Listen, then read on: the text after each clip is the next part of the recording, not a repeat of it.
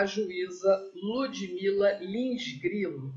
E como vocês sabem, eu estava super ansiosa por essa entrevista e eu sei que vocês também estavam. Vocês acompanharam comigo aí essa torcida, vocês pediram que eu conseguisse essa entrevista e eu consegui através do contato de internet lá pelo Twitter, e ela muito prontamente, muito gentilmente respondeu ao meu pedido e disse que tão logo ela estivesse disponível, ela me daria essa entrevista. E eu realmente estou assim muito feliz, porque ela é uma jovem juíza que tem se destacado, principalmente porque ela tem trabalhado muito na questão de divulgar uma questão que é fundamental para o brasileiro entender, é o ativismo judicial. Então, só para falar um pouquinho da doutora Ludmila Lins Grilo, ela é formada pela Universidade Federal do Rio de Janeiro e atualmente é juíza de direito no Tribunal de Justiça de Minas Gerais, né?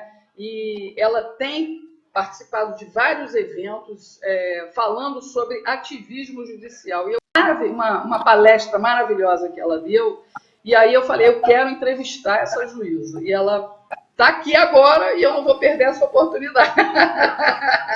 Olha, doutora Ludmila, eu, antes de qualquer coisa, quero lhe agradecer, né, a gentileza de estar aqui gravando comigo e se disponibilizar a isso pela internet, né? Então, eu quero começar logo, para não tomar muito do seu tempo, perguntando o que é o ativismo judicial e como é que ele tem afetado os rumos do país. Bom, Regina, inicialmente vou te agradecer pelo convite, pelas tuas palavras tão generosas. Vamos lá.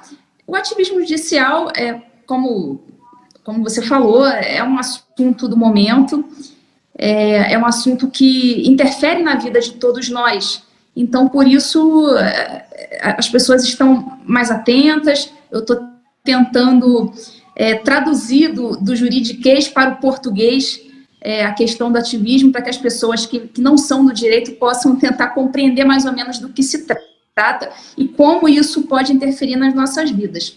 O ativismo judicial seria, basicamente, né, de maneira bem superficial, bem leiga, o juiz, o poder judiciário, se intrometendo em assuntos que não são da sua alçada. Por exemplo, um julgador, um juiz, não precisa ser só do STF. O ativismo pode ser praticado por qualquer tipo de juiz, até de primeira instância, que a gente chama de juiz de base ou juiz de piso. Ele pode ser praticado por qualquer juiz. Então, o juiz, basicamente, quando ele extrapola o limite da lei, quando ele extrapola os limites da Constituição e dá uma decisão que não está de acordo com a lei, que não está de acordo com a Constituição, porque ele não gostou do que disse a lei e aplicou o seu entendimento, as suas preferências pessoais, a gente diz que ele é um juiz ativista.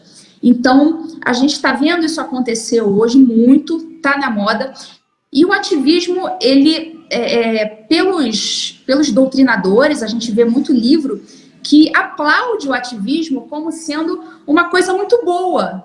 Uhum. Costuma ser bem visto nos meios jurídicos o ativismo. Como se o juiz que praticasse o ativismo em prol, por exemplo, do bem-estar do preso, em prol da dignidade da pessoa humana, eles pegam esses chavões. É o tal do direito achado na rua, que o Barroso defende lá no Supremo, né? Mais ou menos.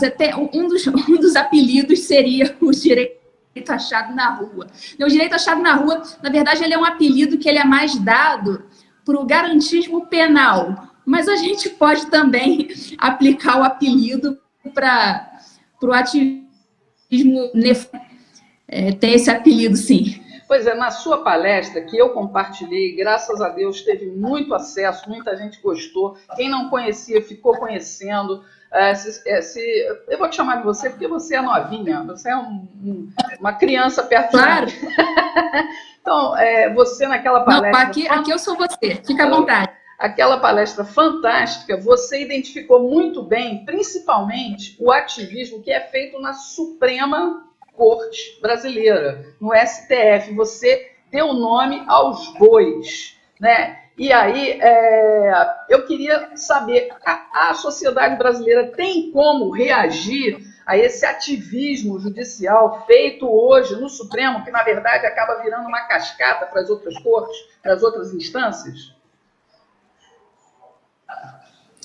Bom, essa é uma pergunta muito difícil, porque a escolha dos ministros da Suprema Corte, ela é uma escolha política, é uma escolha feita pelo governante do momento, a partir do momento que abre a vaga, e o governante do momento vai fazer uma escolha que esteja de acordo com... vai escolher uma pessoa que tenha, né, pensamentos afins com os dele. Então, enfim, é complicado, porque o povo não participa da escolha dos ministros do STF, né? Ninguém nunca foi à urna eletrônica digitar o número para votar no ministro do STF. Não é uma escolha popular, é uma escolha política. Então, o povo simplesmente tem que aceitar quem o presidente escolheu e vai passar pela sabatina do Senado, né? Não é somente o presidente. Aí tem uma mescla aí de poderes que atuam, né? Não é só o poder executivo. Então, o povo, basicamente, não participa disso. Mas a gente pode pedir um fora Toffoli. Mas a gente pode pedir um fora Toffoli. Não, isso, quanto a essas questões, eu não posso me manifestar em relação a cada ministro especificamente, mas eu só me refiro só às questões jurídicas. Mas o povo, eventualmente, que não esteja gostando de alguma decisão, do comportamento em geral, nada impede de ver aí toda hora o povo se manifestando nas ruas, nada impede de haver uma manifestação. Não vou dizer que sim nem que não, mas essa é uma possibilidade. E o povo também pode se manifestar indiretamente, a meu ver, pela via do poder legislativo. O poder legislativo, sim, diferentemente do poder judiciário, ele é um poder eleito, né? Os senadores, os deputados, eles são eleitos pelo povo. Então, eles são os representantes do povo no Congresso Nacional, no poder legislativo. Então, o povo, indiretamente, pelo poder legislativo, pode atuar, né, proativamente para se evitar o ativismo. E como é que os legisladores poderiam evitar, já que a nossa Constituição, aparentemente, deu ao Poder Judiciário a última palavra. A última palavra é sempre do Supremo Tribunal Federal, não é do presidente da República, não é do legislador, é do STF. Então, o que o legislador poderia fazer para tentar minimizar esse problema do excesso de ativismo? Eu até naquela palestra que você viu, eu falei isso, eu não sei nem se ficou muito claro, mas eu falei das normas explicativas. O que seria uma norma explicativa? Até dei mais um exemplo no direito penal, que fica mais fácil de entender. A norma explicativa, no direito penal, pelo menos, é aquela norma que não estabelece uma sanção. Eu vou dar um exemplo. Por exemplo, o artigo 121 do Código Penal fala do crime de homicídio, matar alguém, pena de 6 a 20 anos. Isso é uma norma penal incriminadora. Está dizendo qual é o crime e está dizendo qual é a pena. Ok. Então, o que seria uma norma explicativa? Uma norma explicativa não seria esse tipo de norma que diz qual é o crime, que diz qual é a pena. Uma norma explicativa é exatamente o que diz o nome. Norma explicativa. Ela vai explicar alguma coisa. Uhum. No Código Penal, por exemplo, nós temos uma norma explicativa. Por exemplo, o artigo que explica o que é o funcionário público para fins de aplicação da lei penal. Ele diz, funcionário público é o fulano assim, assim, assim, assado. E diz o que é funcionário público. Não estabelece pena, não estabelece crime. Está simplesmente explicando. Então, por meio das normas explicativas, eu entendo que o legislador conseguiria, sendo mais claro, explicando melhor o que ele pretende com aquela lei, ele conseguiria fechar o cerco um pouco mais para limitar o excesso de interpretação por parte da Suprema Corte. Então, se o legislador explica melhor o que ele quer, ele fecha o cerco, porque quanto mais abstrata for a lei, ou seja, quanto menos a lei explicar, mais vai dar margem para interpretações. E as interpretações podem vir daquele jeito. Então, quanto mais você explica a lei, é bom até você ser, pode até insistir nisso, até fazer uma lei com termos até um pouco mais simples, de forma a evitar mesmo essa abstrativização, essa abstração excessiva da lei, e com isso você amarra um pouco mais o julgador, porque a lei é um instrumento do julgador. O julgador, ele vai pegar a lei, vai transformar na lei do caso concreto, que é a sentença, ou no caso o acórdão dos órgãos colegiados. Então, quanto mais amarradinha for a lei, mais difícil vai ser para o julgador interpretar da cabeça dele. A senhora... Então, as normas explicativas... Uhum. Então, as normas explicativas seriam, a meu ver, uma forma do Poder Legislativo conseguir atuar melhor para evitar o ativismo judicial. É claro, não tem como fazer norma explicativa nas mais de 10 mil leis que a gente tem. É claro, você não pode explicar tudo nos mínimos detalhes. Sempre vai acontecer alguma coisa que não vai ter lei prevendo. A lei tem lacunas. A lei não consegue prever todas as hipóteses da vida. E o problema, então, eu acho que o grande também problema do STF é que a nossa Constituição, e eu vou fazer uma pergunta, você aí já até falou um pouco da influência da Constituição brasileira. A nossa Constituição, ela é muito ampla, né? E ela tem direitos demais, mas tudo ainda depende, às vezes, de consolidação, às vezes de nova legislação, complementação, enfim, são até palavras que eu não domino porque não sou dessa área. Eu queria que você pudesse me dar a sua visão dessa Constituição e como ela abre também as brechas para esse tipo de confusão no judiciário. Sim, a nossa Constituição de 88, ela é uma Constituição extremamente principiológica, ou seja, ela prevê muitos princípios, e princípios são coisas muito abstratas, né? Os princípios são coisas muito abstratas, e sendo a nossa Constituição extremamente principiológica, você dá muita abertura para uma exacerbada utilização dos princípios. Então, a gente não consegue amarrar muito bem as coisas, as pessoas acabam abusando, os julgadores acabam abusando do uso dos princípios. Você falou da nossa Constituição que fala de tudo, ela realmente fala de tudo.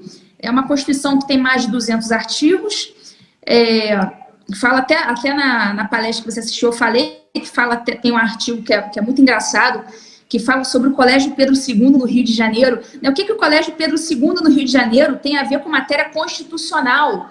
É um colégio no Rio de Janeiro, não tem que estar isso na Constituição. Então, a nossa Constituição fala rigorosamente de tudo. Então, se fala de tudo, e o STF é o guardião da Constituição, isso significa que tudo é constitucional e, consequentemente, tudo cai no colo da Suprema Corte. Então, a nossa Constituição, sendo extremamente analítica, sendo muito extensa e falando de tudo, acaba gerando uma concentração de poderes nas mãos do STF. E a nossa Constituição, ela tem uma característica, há quem diga que a nossa Constituição seria uma Constituição socialista. Ela fala... Eu digo sempre que ela é socialista e parlamentarista. Eu digo sempre que ela é socialista e parlamentarista. Tem um professor que uma vez, eu nunca contei, mas que ele contou que a palavra direitos aparece 76 vezes na Constituição e a palavra dever aparece só 4 vezes. Eu nunca fiz essa conta, mas parece que já fizeram essa contagem. Então, para você ver, todo mundo tem muito direito, é direito para dar e vender. E como que vai garantir tanto direito se as pessoas não têm o dever correspondente? A conta nunca vai fechar. Então, essa Constituição realmente parece que ela pesa muito para esse lado do social, que eu não vou dizer que não é importante, mas, ao mesmo tempo, ela não prevê a fonte de custeio correspondente, como se todos tivessem muitos direitos, mas nenhum dever. Então, não tem como essa conta fechar. Tem um artigo na parte dos direitos e garantias fundamentais, nosso artigo 5º da Constituição, que fala, que garante o direito à propriedade. É um artigo ótimo, lógico, né? É garantido o direito à propriedade. Maravilha, né? Maravilha. Só que o inciso imediatamente seguinte a esse, fala o seguinte: a propriedade atenderá à sua função social. Então, eu pergunto, mas espera aí, mas está garantindo o direito à propriedade ou não está? Então, no artigo, no inciso diz, é garantido o direito à propriedade. Você, opa, beleza, ótimo. Para logo depois dizer, a propriedade atenderá à sua função social. Ou seja, se você tiver uma terra lá improdutiva, você simplesmente é proprietário de uma terra, ela está improdutiva, você não botou para frente e tal, o Estado pode ir lá, bota a alíquota progressiva para taxar a tua terra, um dia pode confiscar a tua terra. Que história é essa? Então, é garantido o direito à propriedade ou não é? Então, ela aparentemente se faz, né, de Constituição liberal, mas não é tão liberal assim. Ela é Me parece que os tentáculos do Estado são muito grandes. Ela é cheia de armadilhas, mas uma coisa ela garante. Ela garante que é o poder legislativo que tem que fazer as leis. Só que o que temos visto aí nos últimos anos é que o STF anda legislando e até o próprio CNJ. Qual é a avaliação que você faz disso? Isso tem acontecido sim, tem acontecido cada dia mais, na minha opinião. Na minha opinião, recentemente nós tivemos o caso mais grave de ativismo judicial na história do direito brasileiro. Eu não vejo precedentes no julgamento em que o STF ele equiparou a homofobia aos crimes de racismo.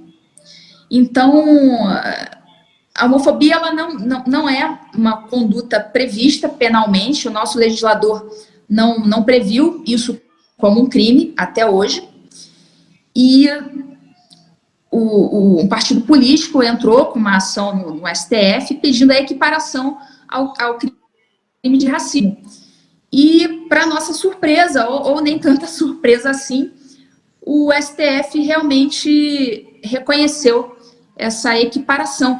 E a gente não sabe nem como isso vai ficar, porque não pode existir crime sem lei anterior que o defina. Isso está na Constituição e está também no Código Penal. Tá? Não há crime, isso é garantia para todos nós. Para você praticar um crime, para aquilo ser considerado um crime, aquilo já tem que estar previamente escrito em alguma lei que é crime. Senão, como é que você vai saber que aquilo que você está fazendo é um crime ou não? Então, não há crime sem lei anterior que o defina. Isso aí está na Constituição, está no Código Penal, isso é claríssimo, isso é uma garantia para todos nós. Então, como é que a homofobia vai passar a ser considerada crime sem uma lei definindo como crime? Não tem problema nenhum. Se o Congresso Nacional quiser fazer uma lei, vamos criminalizar a homofobia, não vou entrar no mérito se é uma lei que eu concordaria com o mérito dela ou não, não interessa. Se o Congresso Nacional quiser criminalizar isso, eles são legisladores, eles vão fazer uma lei, não tem problema nenhum. O que não é o Poder Judiciário criar um crime via decisão judicial e não via lei. Isso realmente viola a garantia de todos nós a sermos, termos uma definição de crime que deveria estar na lei e não está. Bom, a senhora, até pelo respeito ao cargo que você ocupa, que você é juíza, né? A senhora é jovem, né? Bonita e tem uma visão conservadora, né? Como é que você tem conseguido atuar num sistema judiciário tão contaminado pela visão socialista, progressista, globalista? Como é que você está se virando? Bom, eu sou independente, eu não baseio as minhas decisões em nesse tipo de jurisprudência, né, progressista ou ativista. Eu, mesmo muitas vezes sabendo que as minhas sentenças vão ser reformadas pelos tribunais, eu dou a decisão que eu entendo correta, que eu entendo de acordo com a lei, que eu entendo de acordo com a Constituição, e faço o meu trabalho, independentemente se a minha sentença vai ser reformada ou não, e muitas vezes é reformada.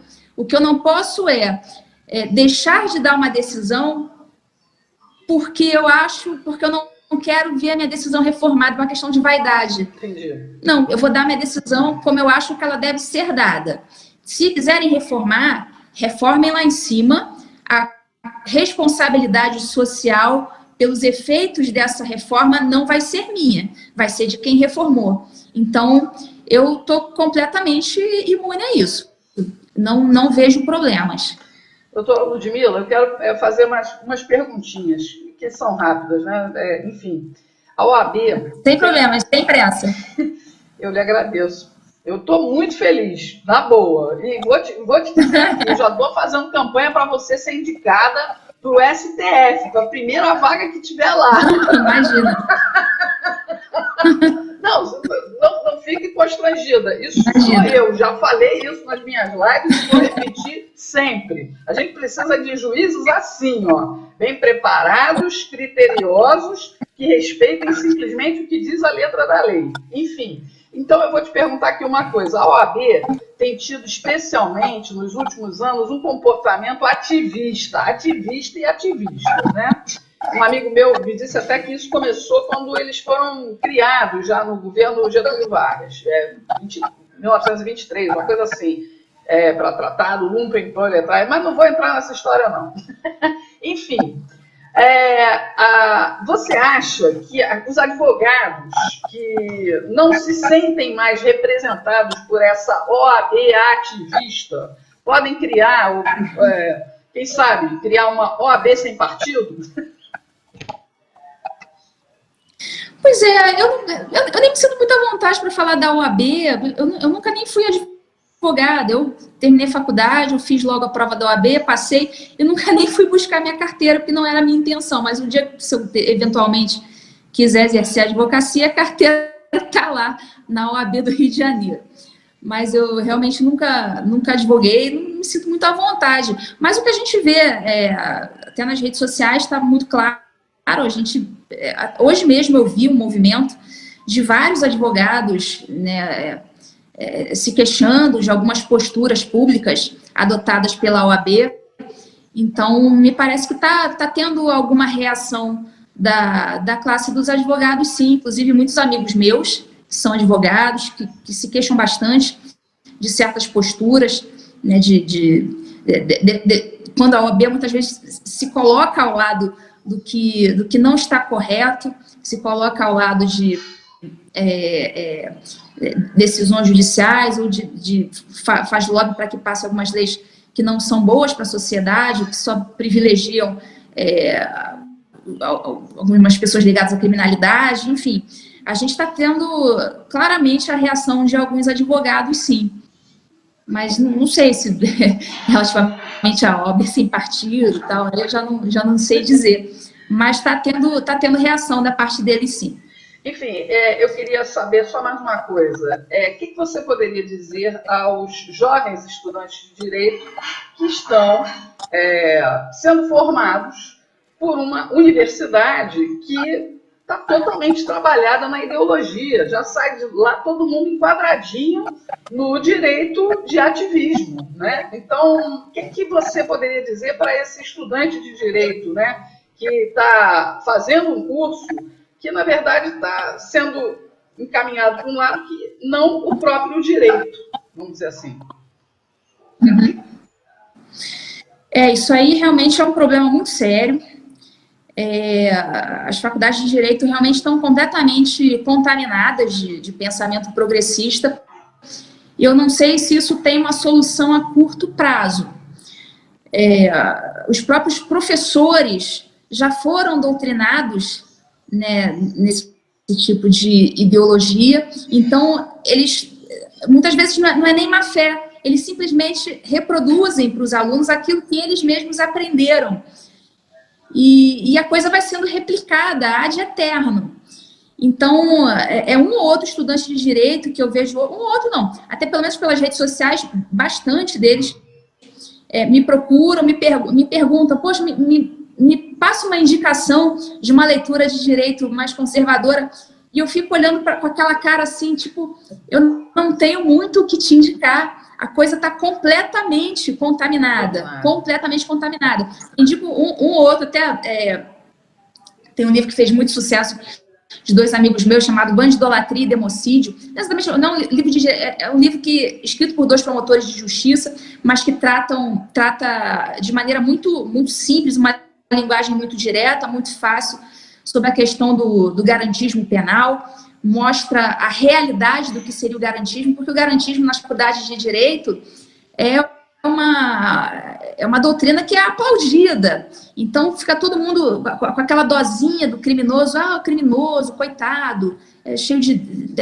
ninguém está dizendo que ele não tem que ter direitos. Só que as pessoas só olham para a pessoa do criminoso e não olham nunca para a pessoa da vítima. Então, existe uma assimetria de proteções. Então, na faculdade de Direito, todo mundo só olha para a pessoa do criminoso, é só o criminoso que tem direitos e tudo mais, e a sociedade fica completamente desprotegida.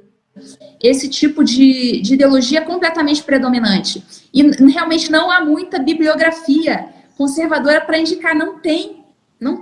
Os professores são contaminados, né, conscientemente ou não, né, muitos não têm nem essa consciência, e realmente fica bem difícil. Então, qual que seria, né, a solução?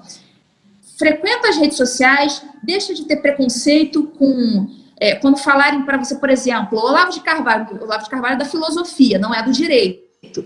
Mas se você entrar em contato com a doutrina da conservadora, a cultura mais conservadora, você vai começar a enxergar com maior senso crítico essas coisas, essas deturpações, como você falou, direito achado na rua, você vai começar a identificar isso com muito mais clareza.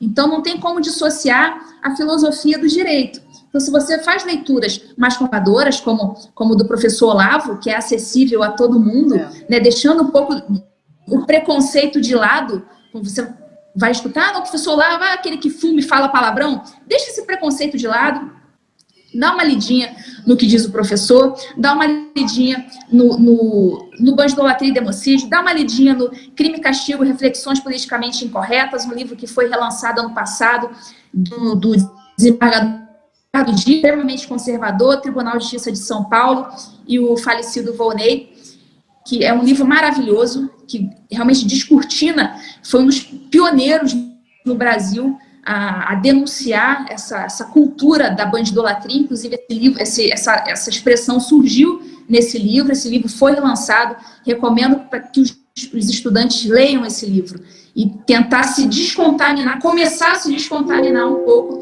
dessas ideias progressistas. A literatura ainda é muito escassa, mas nós já temos uma ou outra coisa aí para indicar e começar a formar esse pensamento mais crítico. Até para exemplificar isso que você falou nas universidades, eu vivenciei isso na minha família.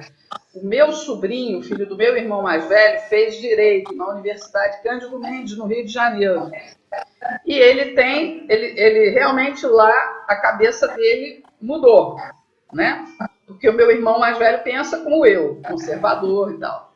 Aí, simplesmente, um caso aí de corrupção, discutindo Lava Jato e tal, o filho do meu irmão disse para ele o seguinte, não, mas se não houver a graxa, não anda. Você já ouviu falar da teoria da graxa, né? Que é aquela coisa de sem corrupção, o país não anda. Porra, como é que você vai fazer um curso de direito e você, numa sala de aula, ouve de um professor a defesa dessa teoria maluca? Não dá para entender. E te digo mais, a teoria da graxa caiu num concurso para promotor de justiça há poucos anos, há mais ou menos uns 2 anos ou 3 anos, se não me engano, promotor de justiça de Minas Gerais, não tenho certeza. Caiu uma questão sobre a teoria da graxa. Olha... Acredite se quiser. Acredito. Do Brasil, eu não duvido nada, minha querida.